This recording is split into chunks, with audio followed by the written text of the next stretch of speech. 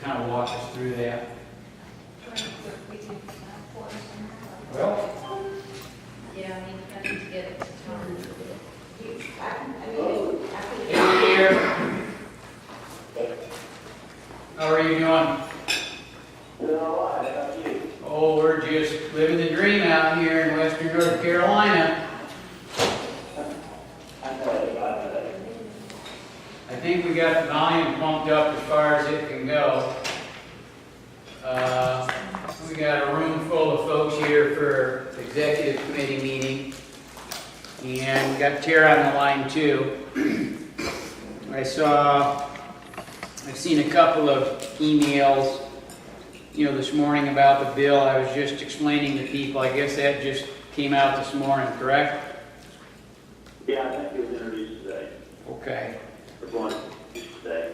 Well, we're in the process of trying to get copies made for people. We just had a miscommunication about that, but short of that, do you want to try to walk folks through it, what's there and what's not there, and kind of your intelligence on it? Yeah, I'll be happy to. In looking at the legislation that they've come up with, it's about 10 pages long, and it's entitled the Act to Further Reform the North Southern Medicaid Delivery System. But it's almost totally focused on all the parameters, the rules around developing accountable care organizations for Medicaid. No real surprises in it. It's pretty much in line with that part of the Medicaid reform plan that had been presented to the legislature by the department. Maybe a couple clarifying things. It talks about who can set up an ACO, who has to control the ACO, which is basically physicians in hospitals or other folks that are licensed under a certain section of the law, which include nurse practitioners, etc. That other folks beyond those providers and hospitals can participate and be a part of the ACO, but cannot have control over the ACO. The ACOs have to be controlled by certain definite defined providers. That primary care physicians can only work in one ACO, so they have to select which one they want to be associated with. If they want to be associated, it's not a mandate, although there's an ultimate they should reduce reimbursement rates if they don't participate in ACO. So they have to choose which ACO, and there has to be enough primary care providers in any ACO to serve at least 5,000 people. The bill would give the department the authority to set the minimum number of people that must be served by an ACO. All it says right now is they have to have enough primary care to serve at least 5,000. The department's supposed to use the actuaries to help determine how many folks they would have to serve in order to be financially sound under the shared savings arrangements that they also are defining, which will be helped defined by actuaries, etc. The shared savings basically let them share in savings and or loss incurred around the way they deliver care. But as far as the ACO is concerned, excluded from their shared savings is behavioral health, long-term care services, and two other classifications. So my mind's not blank, but basically it still separates behavioral health. One thing that's obviously not in this is anything really about behavioral health, the LME MCOs. They are defined in the definition as being the organizations that operate under the code sections that we have in the waiver. But the whole issue of merger is not an issue of this legislation. Interestingly enough, the definitions, when it's talking about local management in these managed care organizations, there's a sentence that says, in the event that one or more LME MCOs should merge or otherwise reorganize, the meaning of the term for this purpose of chapter says amended. So it doesn't say they shall merge, it says in the event that one or more should merge or reorganize. So it's covered if they get it, but it is nothing in this bill focuses on that. The only thing it says about long-term care services is that they will study and report to the legislature by next year. So really, this legislation is solely focused on the whole ACO development to create the parameters around which ACOs are going to be developed. It doesn't really deal with anything of substance related to the LMCAs or the long-term care services piece. Now, the question's been asked, why didn't they put anything in there about the LMCAs? That's a good question. I think they understand that there are concerns about the four-region model. I think they understand that it may not be a simple thing to do.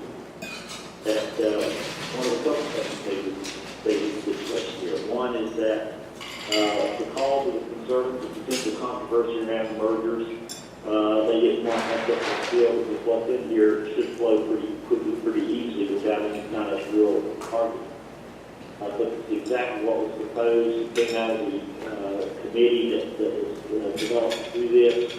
With respect to the ACOs, all provider organizations are generally behind it. The only people that don't like this are the insurance companies that want to run Medicaid. So what they've done here is in this bill, is go with the stuff that they know should be no real opposition to. And so I think one thing is they may not want to mess the bill up with something that could be controversial. They think perhaps the mergers could be, depending on how the boards and others react to the idea. Second piece is, though, we've got to remember is it doesn't take legislation to put a provision in the budget bill to do exactly that. Because, all you have to do is put one line in the budget bill that says that the LMEs that fall into the plan of the department or the department has the authority to require these version 49 districts, and that happens tonight. And sometimes whenever you have a controversial issue, you don't want to deal with it, the committees and everything, you stick it in the budget at the last minute. So that kind of thing could happen, but hopefully, since this Representative Dollar, who was on the committee that helped design the plan with the department, and I know he's aware of concerns around moving so rapidly toward the four-region merger. He may have intentionally decided we're not going to deal with that in the short session. But they need to do this part at least because if they're going to develop the APAs and move forward, they need a framework around which the department, working around which the department can get the SPAs, state plan amendments to the test to get them approved.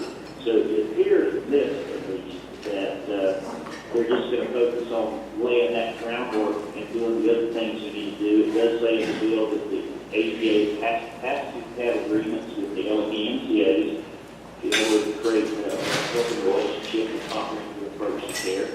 So all that is in there, and there's nothing in there specifically about the desired goals with the LMCAs in the plan that is designed, or about the merger of four regions. And I think once the Senate makes their budget bill public probably next week up here, we'll see if we put anything in there about the LMCAs. And if they do that, so if they don't, then I think that sends the message that they're not going to touch that short-term concession. It does speak to Brian just for information up and on the web. The division is so heavily into the ACO. It does appropriate $1 million to deal with changes to NC track and to do benchmark studying and actuarial validation of any of that work. It also requires for long-term care services to ask the department to have a report by mid-February of 2015, which does include the assisted living folks, adult care home folks, and the strategic planning that's actually referenced in the reform bill. So it does include some of that PCF that's being done in the 2016 as well as the adult care. Oops. Just got it on.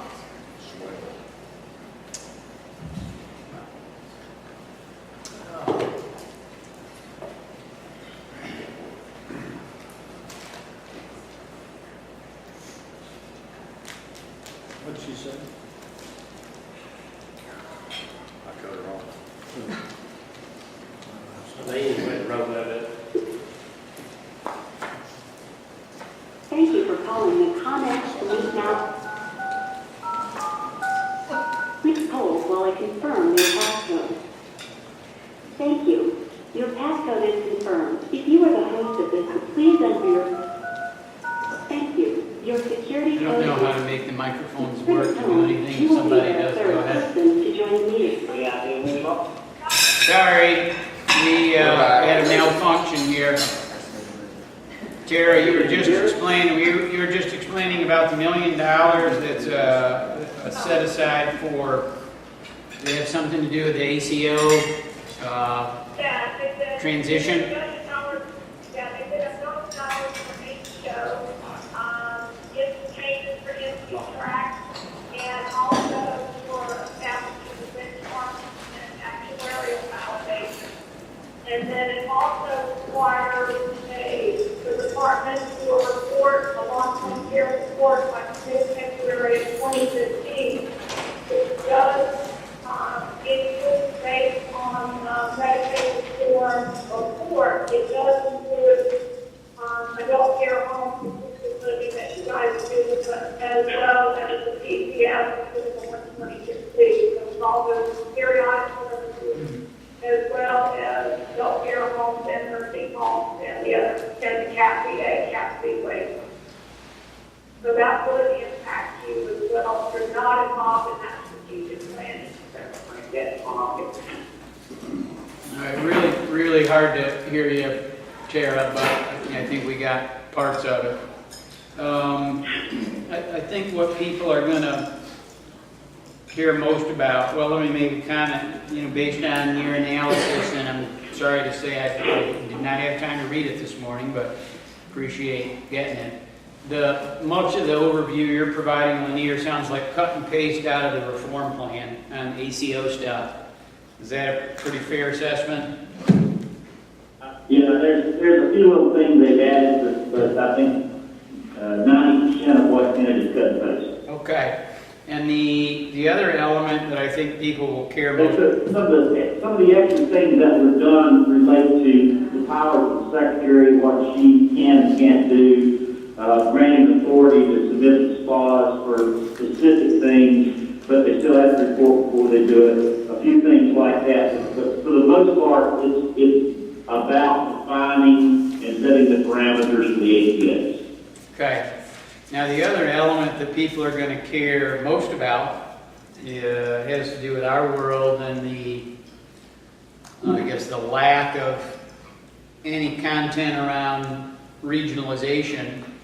And, of course, Lanier and Tara, I shared with them I think we lost them again. No, you're still here. Can you hear me? When the mic failed, did you cover up our mic? Can you hear me? Tara? Oop, can you hear me? Yeah. All right, the microphone hit the mute button, so we're batting just about 1,000 here. We were afraid y'all would pass out or something. I know that. Yeah. The question of lack of content around regionalization and MCL's business, and this is a conversation I had earlier in the week with Lanier and Tara. All the CEOs were invited.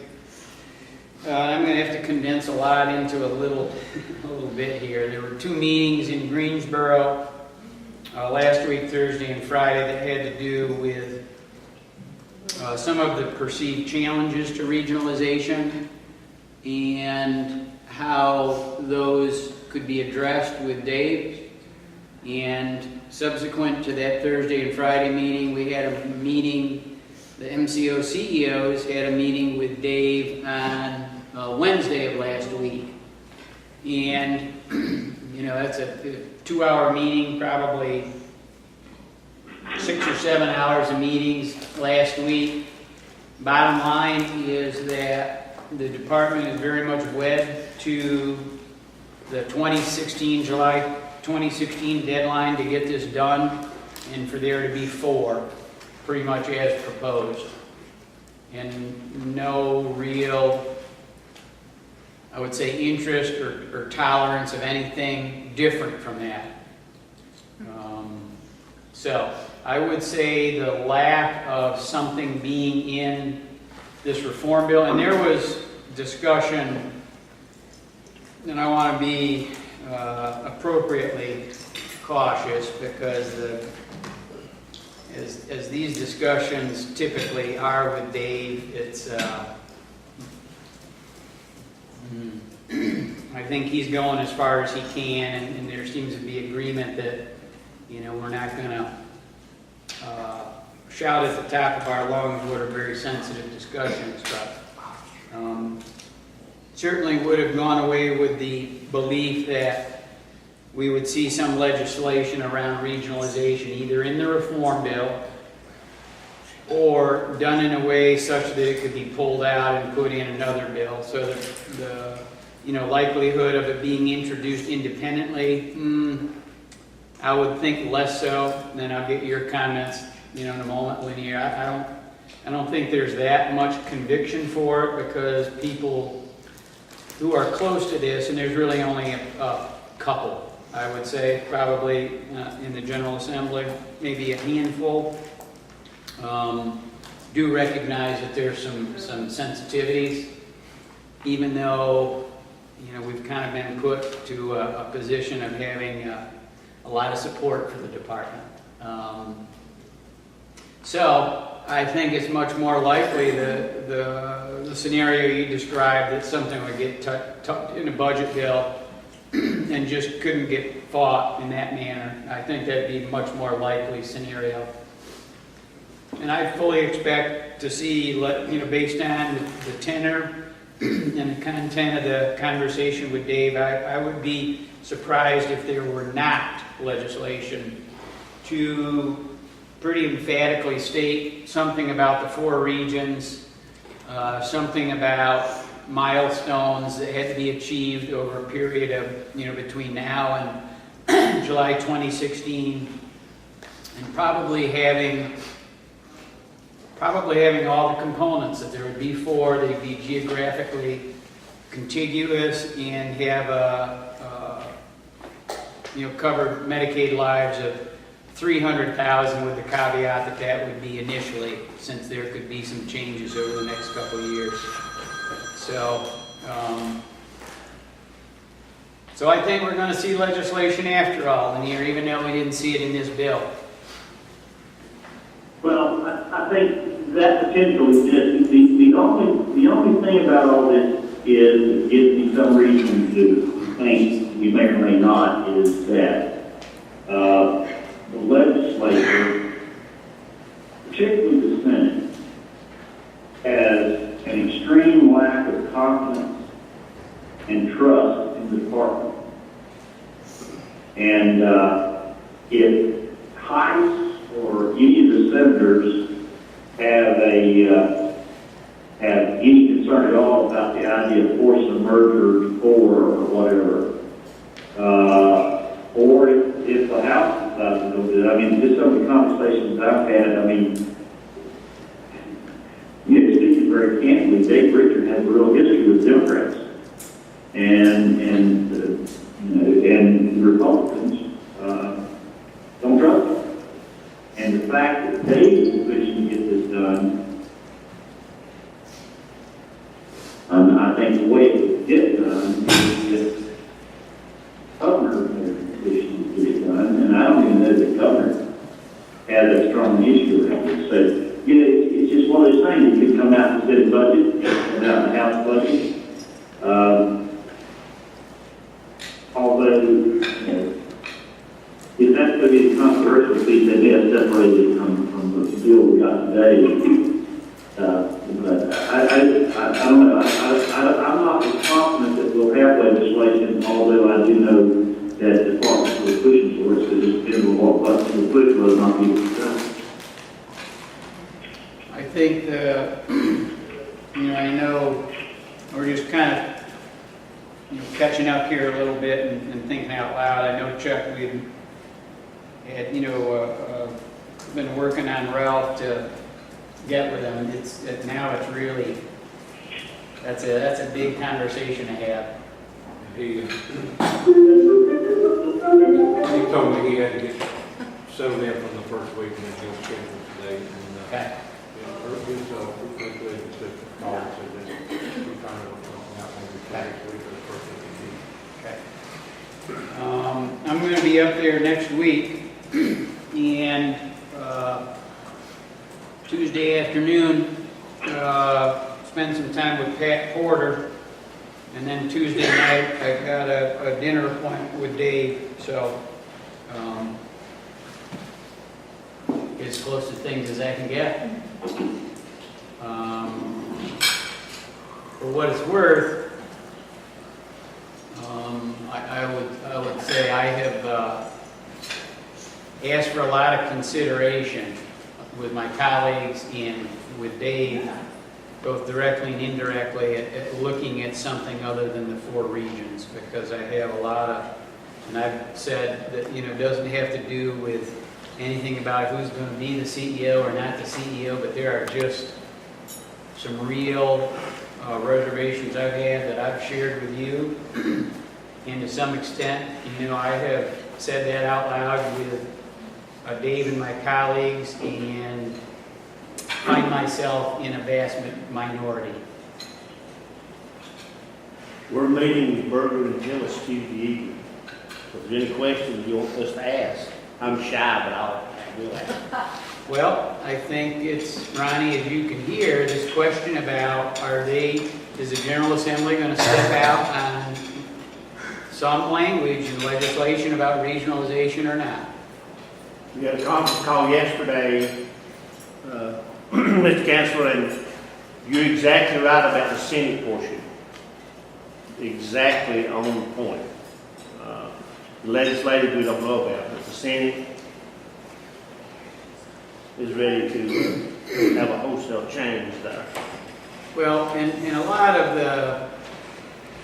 and again, I think for the purposes of this discussion, although I'd welcome other conversations later, a lot of supposing that the Senate would be intolerant of any changes to the 4-region plan, or would take advantage of that to create a commercial managed care scenario.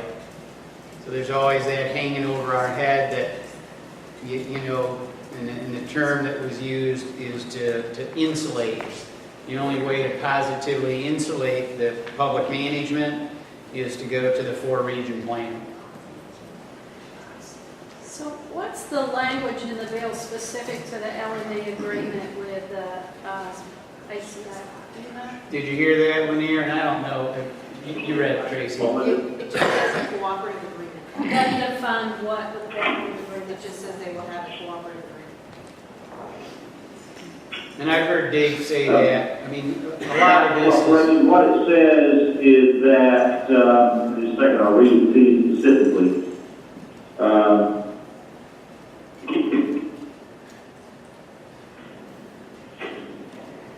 So it talks about specifically what they have to do. And it says... Are we going to get copies here in a little bit? It's on this slide. Okay. It says, a Medicaid ACO shall enter into and continuously operate under a cooperative agreement with each local health department and each LME MTO in the communities it serves for purposes of advancing whole person care and population health management. I think that actually was taken straight out of the, report. Maybe it doesn't say what. Yeah, well, I think it was. There are very similar language, but basically it continues the conversation that there's got to be a cooperative effort among everyone. I keep going back to the breakfast that Smokey had with the legislators last year, And Senator Hyde said that he didn't think his colleagues had the stomach to take behavioral away from the public system that we currently have. And, most of the discussion we're hearing about, oh, this is the only way we're going to keep there being commercials coming from the department. And I think they're trying to leverage that thought as much as they can. I'm not to say it couldn't happen at some point in time, but I really think at this point in time, there's no way the legislature is going to put their hands up and say, let's go commercial. Because the House isn't going to do it, the Senate knows the House isn't going to do it. And so I just don't see that being in the cards for now. Now, if we go for a couple of years with the ACO approach, and they fail miserably to start demonstrating they can do savings, this is not a simple thing for them to accomplish. Some of the Medicare ACOs have yet to be able to identify any real savings. I think there's 4 or 5 of those in the state, and I think one has actually had savings. So if we fail to have savings to this approach, then the whole issue of commercial managed care is going to probably come back to the surface. Although by then, a lot of these states that have rushed down that path in the last few years will be able to see whether or not they'll be coming up on their next contract renewal, and we'll be able to see whether or not it's a good thing or a bad thing. Because there have been mixed reviews in past efforts to do this, and there's just been a lot of particular state and elected Republican governors, a big push to make this shift. So, if we go down the ACM road, it's going to take 2 or 3 years to determine whether or not they're going to be successful. If they're not, the base they come back, but if it comes back in, there may be more evidence to show that it's not such a great thing to go commercial either. So, I'm trying to look at all the potentials here, and obviously at this point in time, I don't know where to go, but I just don't see the legislature under any circumstances this year or probably the next year saying, okay, we're abandoning this APO idea, now we're going to go back to commercial managed care. And I really don't see them abandoning our public LME approach in favor of commercial managed care, but that's the threat or the leverage the department has.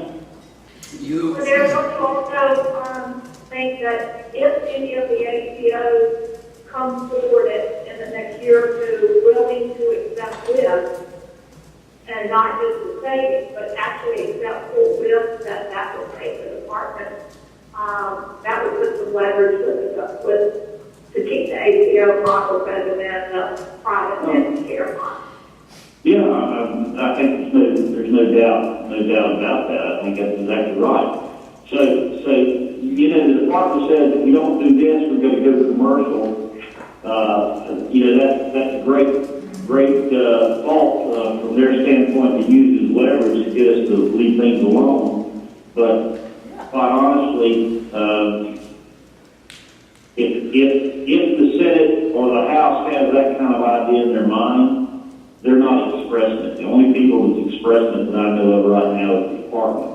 And so, again, when the budget comes out, if the Senate budget comes out, and there's some provision in there giving the department the authority to require the mergers, and that answers a big question for us. But at least based upon the statement Ralph Ice made last year to us at that breakfast, he basically said, my colleagues and I don't have the stomach to push us out of the public system. If he still thinks that way, then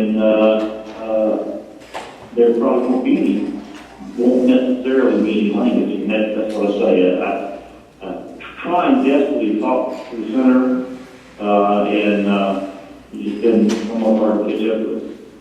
Let me just I have was him asking here. that question more and only for me, not on behalf of the board, but there's nothing in the language that would restrict an LME from having a broader cooperative agreement with an ACO about integrated care. Correct. That was more the approach I was wondering about, purely from my own personal bias, so that's kind of. What the heck, I had something more important saying. Oh, what's really timely about this is that the council, my trade association is putting together their legislative platform. And one of the largest issues, and I've copied it we have it for a handout here, and it's in the packet somewhere, I hope. Okay. And by Monday, I am supposed to vote, along with my colleagues, about the council's support for the 4-region plan and all of the criteria associated for it, so that the council has an official position to take around this. And some of the votes have already been cast, and up to this point, it's unanimous. Up to this point, before it came to a vote, I mean, Some have already voted, so there's an effort to very much demonstrate the support for this that exists in some sectors. For the 4-region. So I'm on a big hot seat. would you have other people who might agree with your point of view if, or will it be one of those things that publicly people may have an opinion, but if it comes to an official vote? I think the latter. Yeah, hard line. So, So what if you had a board that the majority didn't support, who voted in support of that kind of, Who voted? who said we don't support a 4-region? Mhm. The majority of your board? Well, this is a fascinating question. And one, that's why, to be honest with you, I know about half the content of we're going to have dinner today, Tuesday night. I know about half of it. The other half I don't know. Okay. But I just know I got to sit down and talk to the man. And I say this, the points that I have made with you and that you have made with me, I have approached in the I would say the purest manner I can. But this is an issue of public policy. It's not personal. Does it involve Smokey? Yeah, it does involve Smokey. Does it involve what's best for Smokey? Yeah. It does involve what's best for Smokey. I believe it also involves what's best for everybody else too. It's not an isolated perspective, but you know, there comes a time when there's a lot of energy being leveraged, both internal of the council and externally with Dave. Dave is dug in on this. So what is articulated about how further consolidation is in the best interest of consumers? Nothing. Brian, put I didn't hear the comment. The question was, what has been articulated about why further consolidation is in the best interest of consumers? And I would say I'm not aware of any statements relating to that. Right. I think at this point in time, it's more political and factual, because they come out with a plan and they say this is what we're going to do, and they're not too wild about backing up on that plan.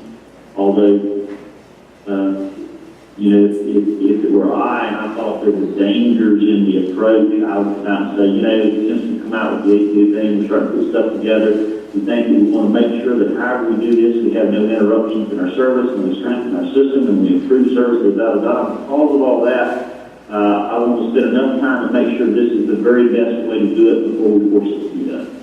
And then make this kind of statements. You're demonstrating your concern for the system, your concern for the people you serve, and you're not questioning something just because we said we're going to do forward. But so far, that approach has not seemed to be a part of the process. I can tell you, and I'm going pretty far here, that sentiment was voiced at the meeting Wednesday, and there was no support expressed for it. One. Correct. Nor by, and it was so strongly opposed that I don't think anyone felt confident in trying to speak up in support of it.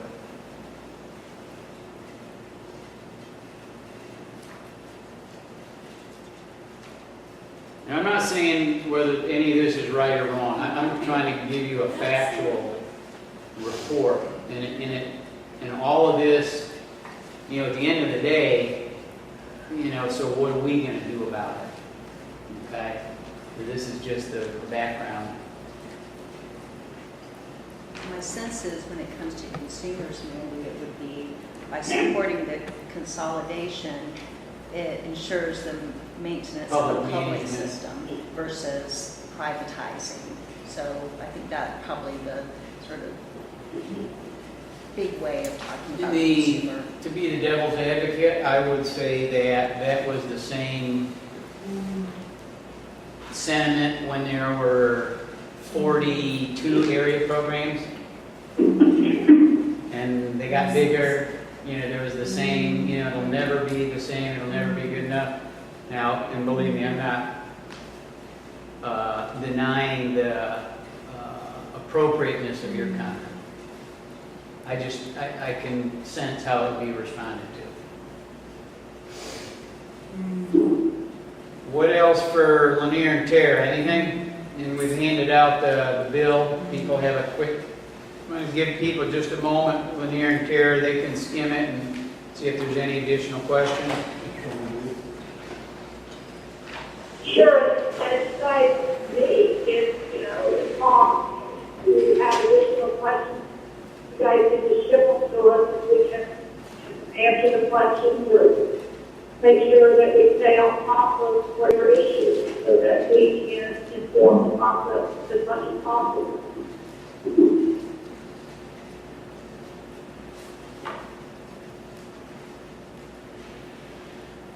Anybody see anything you want to ask about? Chuck? No, I'm good. Mandy?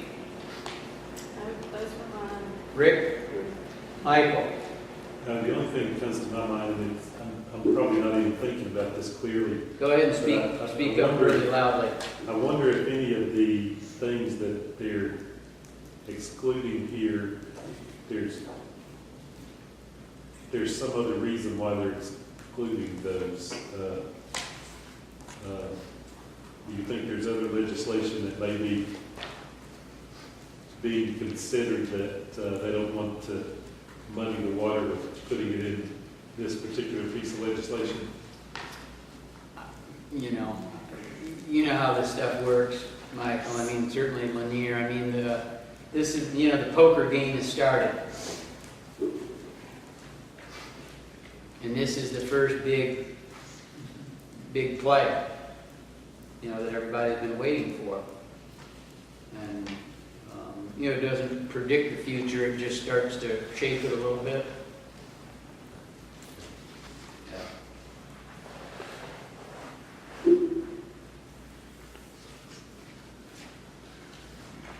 So, that being said, any more questions?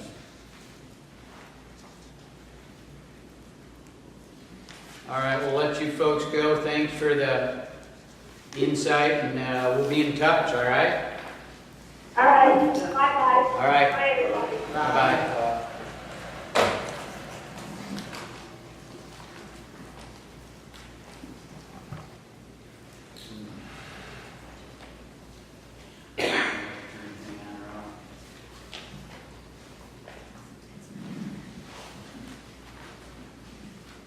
Well,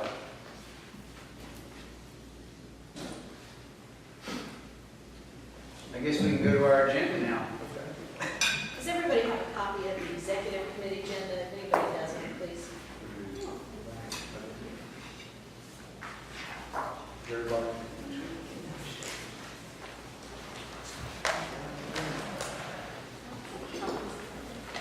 Just really hope that maybe one of the questions is potential that there may be some renegade thought of cutting some non-required services. Because this group of folks doesn't seem to care what the public or anybody else thinks about what they do. And I just hate to see group of consumers get left out in the cold. By certain things being cut from the Medicaid options that are available. That's one of the things that was in the back of my mind here. Yeah, I haven't even, Michael, been able to keep up with the emails and the communication I've been getting, but I did forward to our executive leadership team there's a benefit plan that we've been asked to look at and comment on. Have you even had time to look at that? I'm so sorry, I said my money. Well, Michael asked a question about benefits and reduction of benefits, and there was an email that I sent out earlier this morning about benefit plans, and I don't know if anybody even had a chance to look at that. I didn't. Okay. So we haven't been asked to comment. I don't know if it goes exactly to your concern, Michael, but we'll know soon. We'll meet on that Monday. Is that coming out of, whose office is that coming out of? DMH. Okay. But I wouldn't have as much concern out of them as I would out of the legislature. Or maybe I'm wrong about that. Everybody has a copy of the agenda. Yes, sir. You can. Okay. All right. Well, we'll welcome everyone. Second item on the agenda is the approval of the agenda. Is there a motion? Motion to approve, Mr. Chairman. Is there a second? Second. All in favor? Aye. All in favor, say aye. Aye. Okay. Any opposed? Okay. Status of board of directors membership. Who's? Stand up. Politics is politics, huh, Michael? Yeah. Both Michael and Judy Poe were beaten in their primaries, so they will not be county commissioners. And how that affects membership, really defaults now to our bylaws. So I guess Tracy to kind of lead the discussion about that, and then, of course, so then what do we do about that? We have the whole question of membership. And, your relationship gets a little more complicated, because if Michael's position related to the County Commissioner Advisory Council that's, being formulated, so we just need to kind of get it all out on the table and try to figure out what we do now. Sure. Would you like me to? Please. About what's in the bylaws? As you all will recall, hopefully, we set this board up as a self-appointing board once the counties made the original appointments, but it is now a self-appointing board. So Judy Poe's position, as I understand it, is not dependent upon her being a county commissioner. So there is nothing preventing Judy from remaining on the board in an at-large seat, even though she is not a county commissioner. Michael, however, is in the designated county commissioner seat. So what that means is we have a couple of options. The board will need to appoint a new person to fill that county commissioner seat. And After December 1st. after December 1st. Is that when your term ends? Okay, so we've got to do. First Monday in December. And so you could certainly select somebody who is already a county commissioner, such as Ronnie, or Vicki, I believe. And there would be nothing that would prevent Michael from being appointed to an at-large seat. Tracy, is Vic and I at large now? It's just me. I know I'm large, but I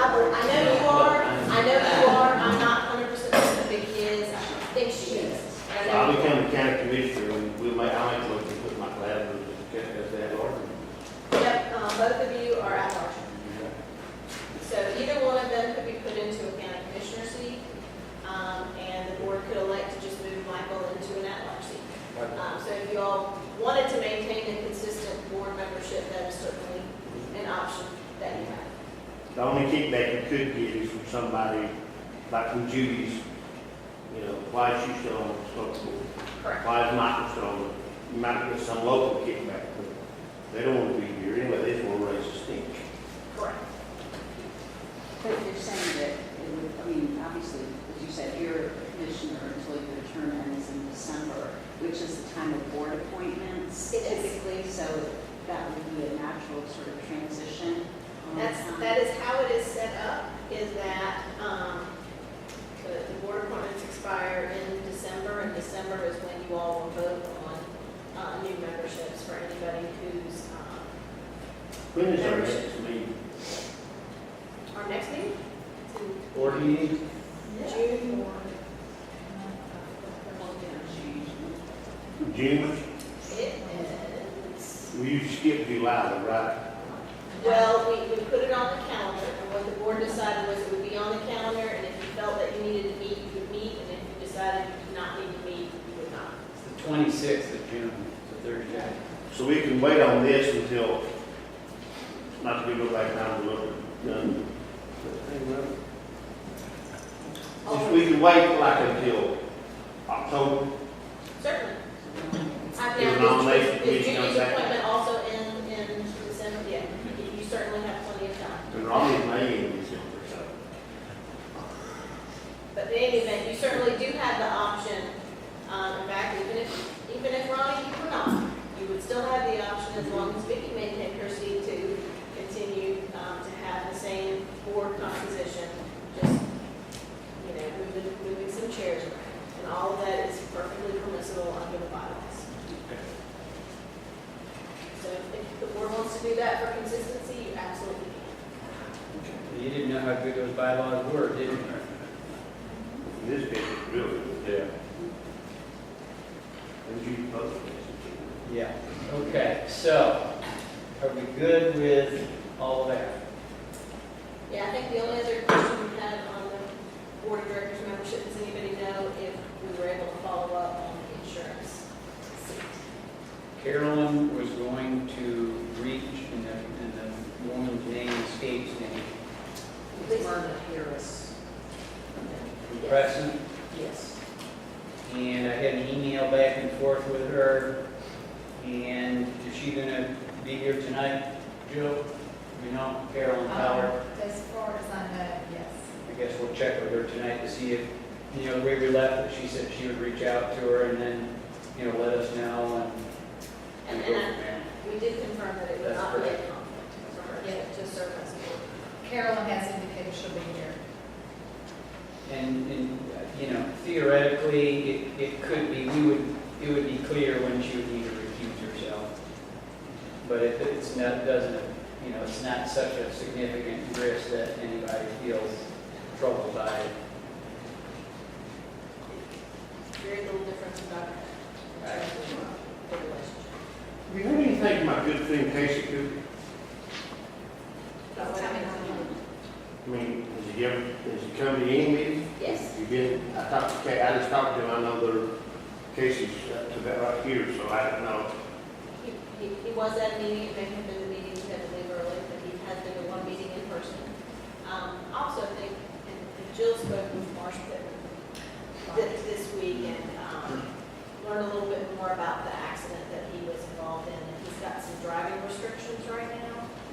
So he was going to touch base with Carl about whether he could maybe ride with Carl some of the meetings going forward. It was not going to work out for today, but that was going to be an option that he was. And a lot of folks don't know that even happened, so. He was in a car accident, and it was actually the result of the seizures. Casey Cooper, secretary, told me yesterday he will be attending today. Oh, good. Okay, so we'll follow up on these items, we'll check with Carolyn tonight, and be ready to move on these other items. So as it relates to, oh, wait a second now. The position then, in terms of the advisory council. So as long as Michael's in the county commissioner slot, which he will be through December, that's his role. Yes. When he transitions, then the person who goes into that slot, the county commissioner, would then begin working. I just need to clarify, because I just realized that could have come across poorly on the record. When I said driving restrictions, I did not mean any legal restrictions. I meant health-related restrictions for Mr. Pittman. We talked about when he said seizure. For the record. For the record, yes. Okay. Okay. Okay. Ready for We're the good to go. county, so is there anything update on the county commissioner, that the county commissioner advisory? board? Well, Okay. Well, Michael, yay. Shelley. Go ahead, Sam. Okay, so now that we have that taken care of, which, we knew Michael would be in this position at least until his term ended, we have finalized a draft.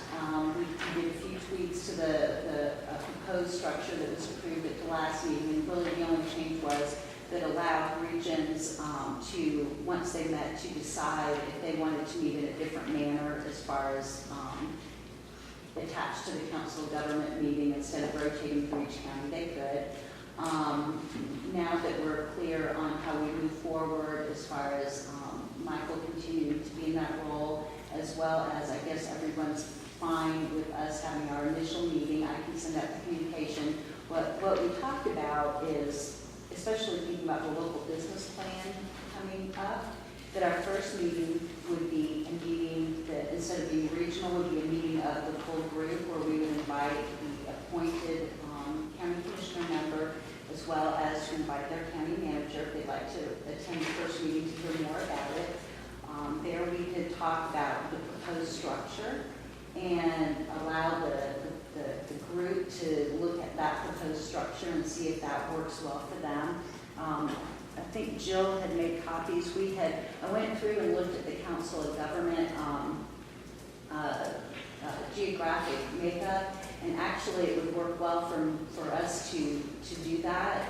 Two regions, two COGs would maybe have to, the counties would have to decide on which meeting that they might want to participate in as far as meeting ahead of the COG to meet together. I think it's region C and E, so that it would be Rutherford, Polk, Alexander, Caldwell, and let me get my glasses. You remember my thought? Let me see here if Jill. Hold on, just let me look real quick. Okay, I see. So Region A is the 7 western counties. Region B, Buncombe, Henderson, Madison, and Transylvania. Region C, isothermal. It includes Cleveland County, but if we're just going to meet before their meeting, when people are attending, it really doesn't matter. That's McDowell, Polk, and Rutherford. Region D is High Country, which is our old northern region counties, and with the addition of Yancey County. Region E is Alexander and Caldwell. So one of the things we were thinking of is working with Region C and E to sort of consolidate, because that would put all of the counties together that were also geographically contiguous, and see if we can maybe create a region that way. I think the best thing for us to do is to have the large group meeting and let the people who are participating sort of look at that designation and decide if those regions make sense to them, or if they'd like to do a different kind of region that they have. I spoke to Clay, Cherokee, Swain, Jackson. Everything pretty much good to go to Cherokee County. The elections, you don't know about after the elections. David Jones, of course, got Daniel was running, Cal Stiles, Chainson, but they elected, if you remember the lady from Cherokee County, Lorraine got me. So, we're sort of in the tweaks, most incumbents went down. They're changing over to 5 commissioners in Cherokee County. So this is a little staggering issue, and all the incumbents are running, with the exception of Cal Stiles got defeated. So, so we're talking, with them, so we'll have somebody. I mean, even if they'll appoint, and they can appoint somebody. Might be kind Did of. Dana run? Who? Did Dana run? Dana Yes, runs, Dana he got runs. beat. in primary. He got defeated, Cal Stiles, who was the city chairman, who was that large, and at the last minute change and run against Dana, defeated Dana, it was real close.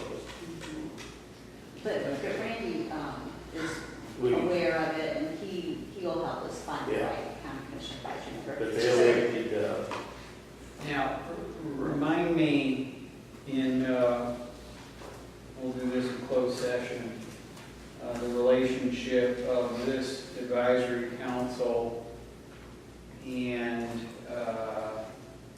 governance and representation in, with Evergreen. We had 2 conversations about that.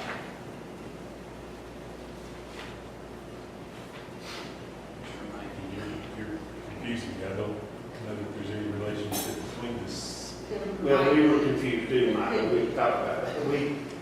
Other folks who implemented that idea, they thought it was all one and the same. And so, it might not be a bad idea if we have the people in place, but if they could serve in 2 capacities. For instance, We I have- was a plan person Gotcha. like this. Gotcha. So what we would propose is that we go ahead and, I think we had said by July, by the first quarter, we would have our first full group meeting.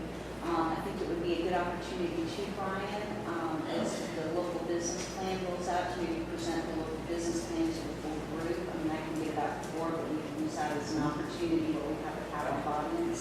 I think- With the county managers and, trying to keep us all on the same page. I think the idea was that the first quarter of these meetings would start with July through September. It Right. doesn't necessarily mean we have to have, since it's going to be a big group, that meeting has to be in July.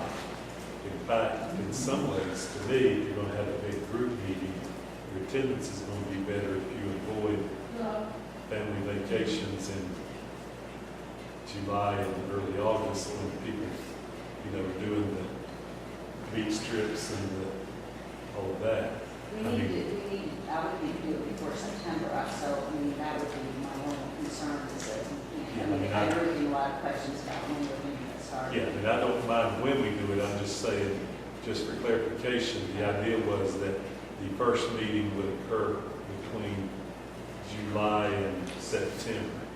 The second meeting would be in October through December, one per quarter during those 3-month periods.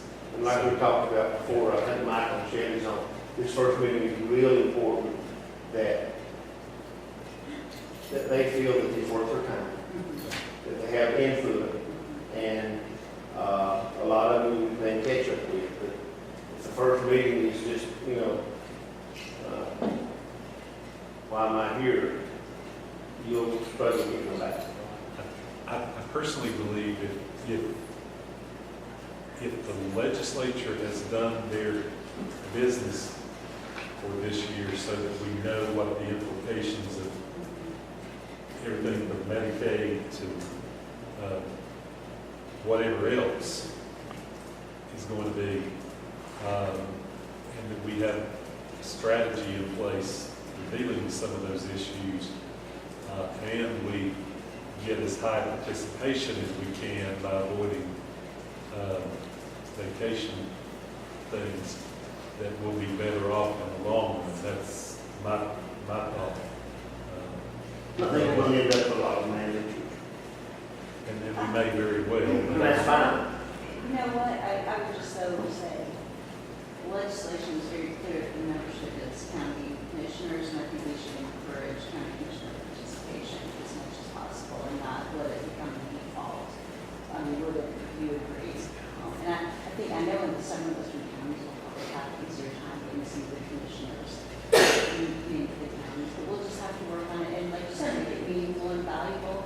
So, what we can do is go ahead and finalize the proposal, send it out to the county managers, ask them to go ahead and designate a county commissioner, and then we can start looking at polling about but we can decide when we would like to have the first meeting and planning for that. You know, Create a really exciting agenda so that everyone will just can't wait to get there. you know, maybe sometimes my brain just goes into overdrive. But if we're gonna do it in July, a way to get people there might be to do it on a Saturday or Sunday afternoon and make it a family day cookout. Have it at a place where they can have their kids and wives over here picnicking while they're having a meeting over here. Once the meeting's over, then you have the cookout. Don't know if that strikes you as odd or not, but If you're gonna do that, let's just have a cookout at Blue Chris. I heard her. Yeah. We'll do it. Sure. We'll do it at the barn and we'll have horse rides. But I don't mean to make a big fancy to-do of it, I'm just saying, if you're gonna do it during vacation period and you want participation, that would be a way to get people there. It's- We'll work on Yeah. that. I mean, I just, yeah. Okay, so I think that we have a plan. Our first meeting will be, the one thing I think to decide, or one thing that came up the other day, Michael, when we met with Carl Clausen, is the idea of having 2 full group meetings a year. So one could be, kickoff, and then one during the retreat, like a summer, and then for the board retreat, they could participate in that. And then the others would be however the regional configurations break out. We may have got to go to New Orleans That's a great place for a meeting. July? It's not great. in July. It's always I hot. lived there for 7 years. We may not leave. Are you staying at Roosevelt? The one thing you all had asked me to look at was about refreshments and whether we will be, but I can't find anything that would prevent us from treating this board the same way as we treat the full board. And so, assuming we have the budget for it, it would not be a problem just making Lisa, that was a question. I know I sent that email about the budget. The food, that's one thing. Travel, I understand we can pay travel, but we would not provide a stipend. Or would we provide There a is stipend? nothing in our policy or in the statute that would require us to provide a stipend. And if we do provide a stipend, I would say we provide it to the county commissioner member who attends, because that's the official group. And even if a county manager attends, they're really attending as in place of and doing business as the county manager on behalf of that commissioner. Right. There's nothing that prevents it, there's nothing that requires it, so it's a decision, it's a policy decision for you all. So that's one thing I think we need direction on before we send out an email, because that's a question we can anticipate. And is that something you want to discuss in finance committee in terms of funding? I certainly think that we have enough funding to pay the stipends. I guess I kind of made the assumption, and I couldn't say how much is in there for a stipend, but I kind of made the assumption that we would pay a stipend to them. Okay. But whatever's decided, we certainly can accommodate it from a funding position. That may encourage good attendance by the commissioners too. Thank you. Whatever the right answer is, I'm all for it. Right. So can you, Okay.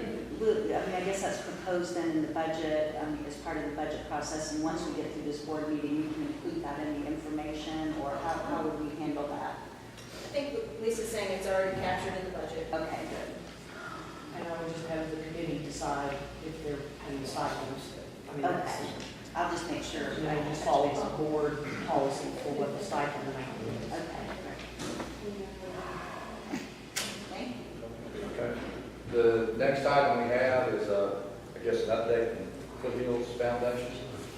just for direction purposes, having made the comments we made about the wind, do you all have thoughts? What is your suggestion on the wind?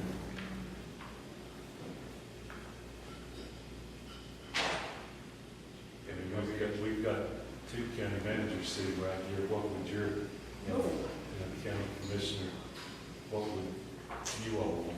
Or what do you think your commissioners want? On the first meeting day?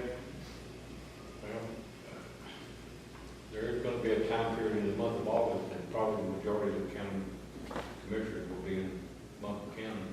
Okay. 14th to the 17th, the association The association meeting. meeting, that'd be the time to do it. That's a great idea. And I'm sure they can work in schedule, and the Ivory meeting, where at that hotel we're gonna be at.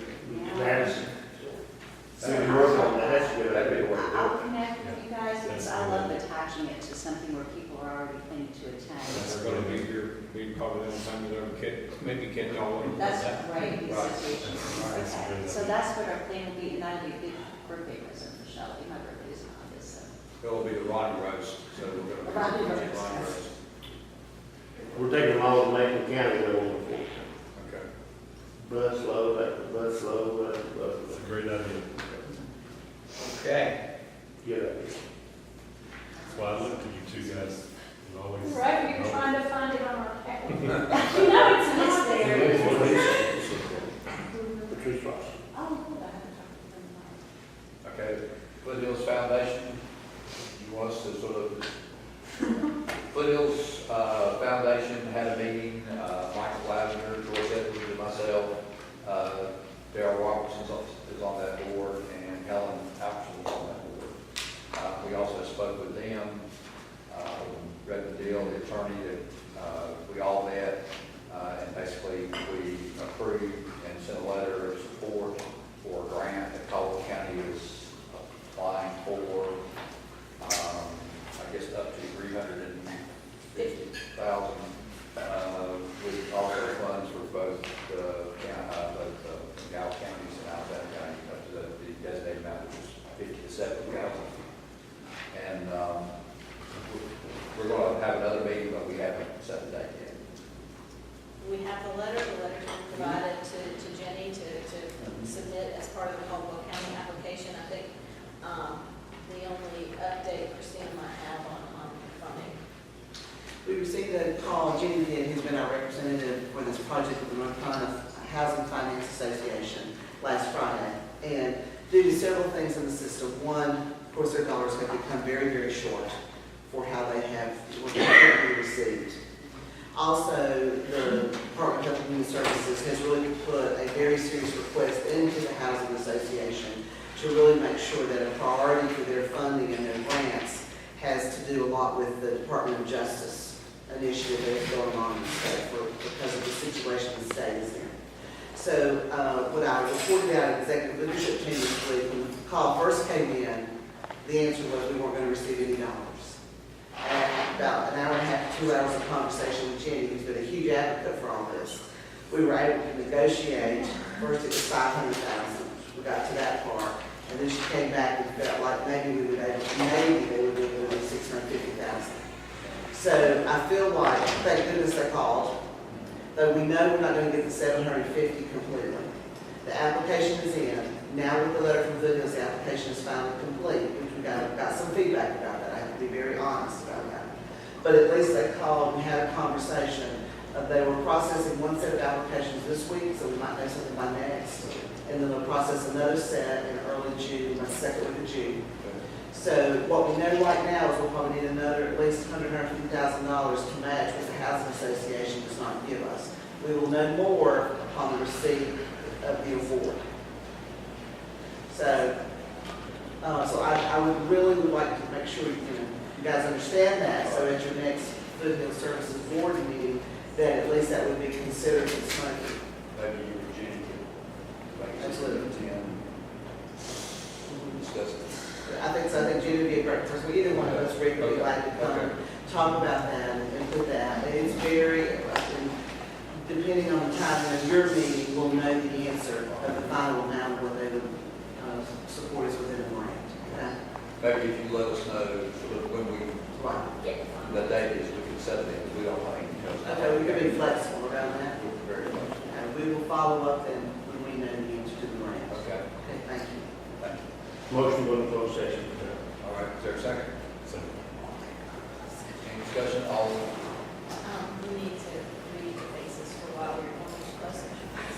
To consult with attorneys in order to preserve attorney-client privileges concerning matters of litigation, and to prevent the disclosure of information distributed confidential to an interest of one, and not to be considered further correct with the meaning of chapter 132. Okay. Okay, we have a motion and a second. Are you okay with that? Okay. All in favor, say aye. Aye.